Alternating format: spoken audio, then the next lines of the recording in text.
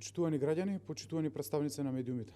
Петре Шилегов може да ветува за садување на стотици, како што тој ги нарекува школувани дрва. Но тој не може да избега од вистината дека неговите урбанистички планови се планови за тотална бетонизација на секое квадратно место зелена и спортска површина. Пред некое време ја информиравме јавноста дека со регулацискиот план Z04 Шилегов планира да уништи дел од спортскиот центар Борис Трајковски за таму да подигне згради. Во планот на Шилегов се уништуваат тениските терени, терасата од базенот Карпош, картинг патеките и околното зеленило. Булеварот, кој го планира Шилегов, ќе поминува на само 10 метри од базенот во спортскиот центар Борис Трајковски. Со печат од градот и општината, Шилегов сака да обезбеди милионски суми профит за неговите бизнис ментори. Финансиска бомбона бизнис на сметка на спортот и зеленилото во Скопје. Но според нови информации, планот на Шилегов за бетонизација на овој дел на Скопје не го вклучува само уништувањето на спортскиот центар Борис Трајковски. Како што се гледа на сликата зад мене, која е исечок од регулацискиот план на Шилегов од 2019-та, јасно е дека двете фудбалски игралишта на овој простор, од левата страна на сликата, прераснуваат во дел за домување.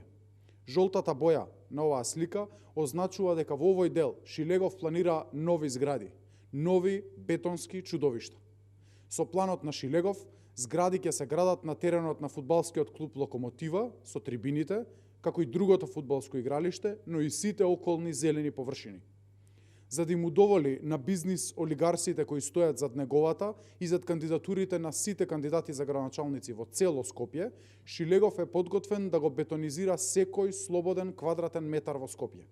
Нема место за тениски терени, нема место за фудбалски игралишта, а место останува само за мегаломанските идеи за бетонска џунгла на Петре Шилегов.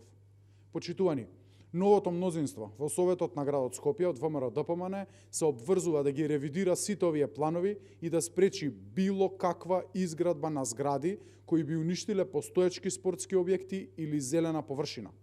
Новиот генерален урбанистички план, кој заедно со граѓаните ќе го донесеме во 2022 година, нема да предвиди рушење на ниту еден метар квадратен корисна површина за спорт, рекреација или дел од животната средина во Скопје. Нема да дозволиме бизнис интересите на олигархијата во Скопје да надвладеат над потребата на граѓаните од здрав живот, спорт и чист воздух. На 17 октомври ќе победат скопјани над олигархијата и криминалот. Ви благодарам.